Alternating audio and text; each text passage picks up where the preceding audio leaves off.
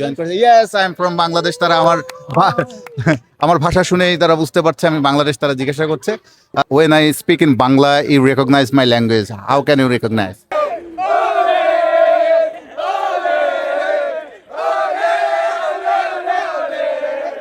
হাইতিকে 3-0 goal দিয়ে জেগে উঠলো ব্রাজিল। বিশ্বকাপে তাদের ছন্দে ফিরলো ব্রাজিল দল। কেমন লাগলো ব্রাজিলের খেলা আপনাদের? ব্রাজিলিয়ান সাপোর্টাররা অবশ্যই অনেক খুশি হবেন। আর যদি ক্রিটিক্যালি দেখা হয়, যদি মাঝামাঝি দেখা হয়, 3-0 গোলে আসলে কতটা হ্যাপি হওয়া গেল। ব্রাজিলের যে পারফরমেন্স, ব্রাজিলের যে টিম এবং হাইতির র্যাঙ্কিং, হাইতির অবস্থান, সবকিছু মিলিয়ে ব্রাজিলের অন্তত 5টা গোল দেওয়ার সুযোগ ছিল। 5টা গোল হতে পারতো, মিনিমাম 5-0 গোলে হাইতিকে হারাতে পারতো ব্রাজিল। এটা অবভিয়াসলি তো বলাই যায়, কারণ 2টি গোল তো অফসাইডে বাতিল হয়েছে। এর মধ্যে রাফিনিয়ার একটা, এনরিকের একটা, শুরুর দিকে শেষের দিকে দুটো অফসাইডের গোলে বাতিল হওয়া। সবচেয়ে বড় কথা হচ্ছে ব্রাজিলের যে সংকটটা দেখা দিয়েছিল বা যে বিষয়টা নিয়ে প্রচুর সমালোচনা হয়েছিল, সেটি হচ্ছে মরক্কোর বিপক্ষে 1-1 ড্রয়ের পর, বিশ্বকাপের নিজেদের প্রথম ম্যাচে ড্রয়ের পর ব্রাজিলের নিখাত নাম্বার 9টা কোথায়, গোলদাতাটা কোথায়? ভিনিসিয়াস জুনিয়রই কি একাই খেলবেন? তিনি কি একাই লিডারশিপ বা নেতৃত্ব দিবেন আক্রমণ ভাগকে? আর কি কেউ নেই ব্রাজিলের? এই কথাগুলো উঠেছিল। মধ্যমাঠ কোথায়, ব্রাজিলের মধ্যমাঠ কোথায়? এটা নিয়েও অনেক কথা উঠেছিল মরক্কোর সঙ্গে ম্যাচের ড্রয়ের পর। বাট হাইতির বিপক্ষে তারা একটা উত্তর খুঁজে পেয়েছে।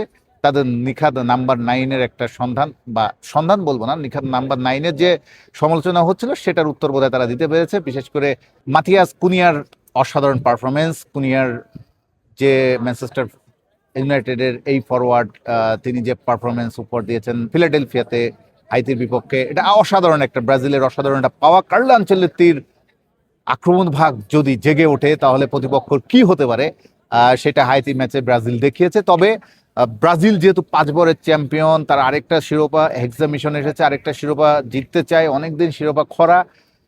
সেখানে হাইতির বিপক্ষে 3-0 গোলে জিতে তাদের তৃপ্ত হওয়াটা আসলে খুব একটা মানাবে না। তবে তাদের একটা স্যাটিসফ্যাকশনের জায়গাটা, যে গোলদাতা নাম্বার 9-এর বিষয় নিয়ে যে কথা হচ্ছিল, যে আলোচনাটা হচ্ছিল, সেটা তারা অনেকটা ঘোচাতে পেরেছে। কুনিহার অসাধারণ পারফরমেন্স এবং তার সেলিব্রেশনটা, সার্ফিং সেলিব্রেশন, এটা সে রেগুলার করে। ব্রাজিলের জার্সিতে সে করতে যদি পারে রেগুলার, তাহলে বুঝতে হবে ব্রাজিলের আক্রমণ নিয়ে খুব একটা চিন্তা নেই। বিনি তো আছেই, বিনি অসাধারণ। বিনি তো আবারও দেখালো, বিনি গোল দিল, টানা 2 ম্যাচে গোল পেলো বিনি। তার সঙ্গে রাকুনিয়াকে পেলো। একই সঙ্গে ব্রাজিলের আক্রমণটা যে আবার ছন্দে ফিরেছে, কার্লো আনচেলত্তির এই চিন্তার জায়গাটা যে কমে আসছে, এটা মোটামুটি আমরা হাইতির ম্যাচে দেখলাম। মধ্যমাঠ নিয়েও যে মধ্যমাঠের সৃজনশীলতা নিয়ে একটা আগের ম্যাচে প্রশ্ন উঠেছিল, এই ম্যাচে কিছুটা কমলেও আমি মনে করি মিডফিল্ডে আরো ক্রিয়েটিভিটি দেখাতে পারতো ব্রাজিল। তবে ব্রাজিলের রক্ষণটাকে কিন্তু কিছুটা হলেও হাইতি পরীক্ষা নিয়েছে। হাইতি কিন্তু একাধিকবার আক্রমণ করেছে, ব্রাজিলের আক্রমণে কিন্তু তারা হানা দিয়েছে। আলিসন বেকারের দুটো অসাধারণ সেভ, দুর্দান্ত 2টি সেভ, বিশেষ করে হেডে ওই সেভটা তিনি যেভাবে রক্ষা করেছেন ব্রাজিল দলকে, এটা অসাধারণ ছিল। আলিসন বেকারের দুর্দান্ত পারফরমেন্স বলা যায়। তার অসাধারণ গোলকিপিং, ওই 2টা সেভ না হলেও তো 1-2টা গোল হজম করতে হতে পারতো ব্রাজিলকে। ব্রাজিলের রক্ষণটা নিয়ে তাই কার্লো আনচেলত্তিকে আবার একটু কাজ করতে হবে স্কটল্যান্ডের ম্যাচের আগে। এখন মরক্কো ব্রাজিল যে স্ট্যান্ডিংসটা আছে এই মুহূর্তে গ্রুপ সি এ, ব্রাজিল কি গ্রুপ চ্যাম্পিয়ন হতে পারবে? এখনো পর্যন্ত আমরা একটা জোরালো ভাষায় বলতে পারছি না যে পারবে, কিন্তু যথেষ্ট ভালো চান্স তৈরি করেছে ব্রাজিল। এবং মরক্কো মনে হয়, মানে প্রেডিকশন যেটা করতে পারি ফুটবলিং সেন্স থেকে, মরক্কোর ভেরি টাফ গ্রুপ চ্যাম্পিয়ন হয়। এই কারণে ব্রাজিল এই মুহূর্তে গোল ডিফারেন্সে 3 গোলে এগিয়ে আছে। সেখানে মরক্কোর গোল ডিফারেন্স, সেখানে যেহেতু 3-1 এখনো ব্রাজিলের সঙ্গে তাদের এই পার্থক্যটা রয়ে গেছে। লাস্ট ম্যাচ স্কটল্যান্ডের সঙ্গে খেলবে ব্রাজিল, লাস্ট ম্যাচ মরক্কো খেলবে হাইতির সঙ্গে। মরক্কো যদি 4-0 গোলে হাইতিকে হারিয়ে দেয়, ওদিকে ব্রাজিল যদি স্কটল্যান্ডের সঙ্গে ড্র করে, এটা আসলে স্কটল্যান্ডের সঙ্গে ড্র করা এটা অকল্পনীয়। মানে অন্তত ফুটবলের সেন্স থেকে, যে স্কটল্যান্ড 1-0 গোলে হাইতির সঙ্গে জিতেছিল তাদের প্রথম ম্যাচে, সেখানে ব্রাজিল অন্তত 2-3 গোলে তো জিতবেই স্কটল্যান্ডের সঙ্গে। এটা হচ্ছে সাধারণ একটা, মানে ফুটবলীয় দৃষ্টিকোণ থেকে, যুক্তি থেকে যদি ধরা হয়, 2 দলের শক্তিমত্তা, ইতিহাস, ঐতিহ্য, খেলোয়াড়দের পজিশন, অবস্থান সব মিলিয়ে যদি বলি, স্কটল্যান্ডের সঙ্গে নিশ্চয়ই ব্রাজিল মিনিমাম 2-3 গোলে তো জেতার চেষ্টা করবেই। এটা হচ্ছে সাধারণ একটা, মানে ফুটবলীয় দৃষ্টিকোণ থেকে, যুক্তি থেকে যদি ধরা হয়, 2 দলের শক্তিমত্তা, ইতিহাস, ঐতিহ্য, খেলোয়াড়দের পজিশন অবস্থান সব মিলিয়ে যদি বলি স্কটল্যান্ডের সঙ্গে নিশ্চয়ই ব্রাজিল মিনিমাম 2-3 গোলে তো জেতার চেষ্টা করবেই। তো সেই হিসাবে গ্রুপ চ্যাম্পিয়ন স্টিল ব্রাজিলেরই চান্স অনেক অনেক অনেক বেশি। মরক্কো ভালো খেললো ব্রাজিলের সঙ্গে, স্টিল তারা যথেষ্ট পেছনে আছে। তবে ব্রাজিল যথারীতি স্কটল্যান্ডকে উড়ে দেওয়ার সামর্থ্য রাখে, যেহেতু তারা ছন্দ ফিরে পেয়েছে, তাদের আক্রমণ ভাগটা জেগে উঠেছে। সুতরাং ব্রাজিল দুর্দান্তভাবেই এগিয়ে যাবে। Hello match Do you want to Brazil. Okay. Please sit down.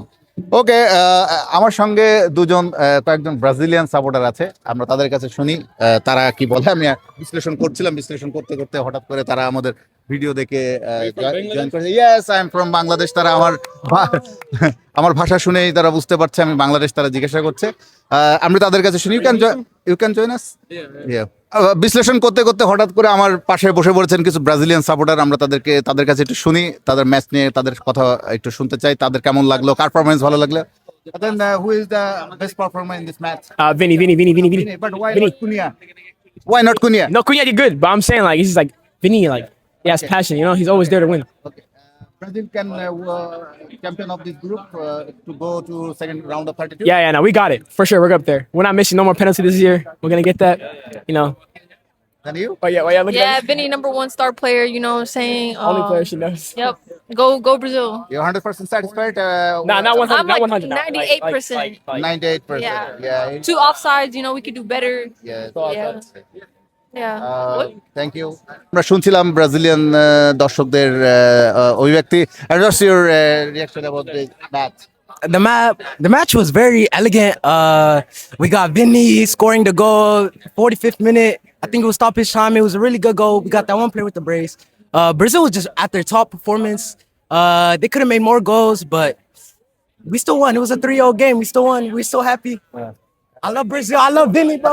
My question not about the match. My question to you about you. When I speak in Bangla, you recognize my language. How can you recognize? Me and all my friends here are Muslim, and I have a lot of Bangladesh friends, so I was able to tell that you are from Bangladesh. And I just want to say one thing about the game. It was a very good game, and Algeria lost to Argentina. That's where I'm from Algeria. But when Algeria plays against Jordan, you guys are gonna see what happens. Inshallah, we get that win. Yeah. Do you tell about the Bangladesh to fan something about this? Okay. I love my Bangladesh fans, you know, and I hope you guys are supporting the Muslim countries, and is good, you know. World Cup is very great, and yeah. Thank you. Yeah. Thank you so much, everyone. Thank you. আমরা Brazilian সাপোর্টারদের কাছে শুনছিলাম, তারা খুশি। তারা বলছিল 5-0 গোল হলে তারা বেশি খুশি হতো, তবে যা হয়েছে তাতে খুশি, এবং তারা আশাবাদী গ্রুপ চ্যাম্পিয়ন হয়েই রাউন্ড অফ 32-তে যাবে ব্রাজিল। আমরা ব্রাজিলের ম্যাচটা দেখছিলাম এবং দর্শকের সঙ্গে কথা বলছিলাম। আবার পরবর্তী কোনো আপডেট আপনাদেরকে জানাবো। সবাইকে ধন্যবাদ।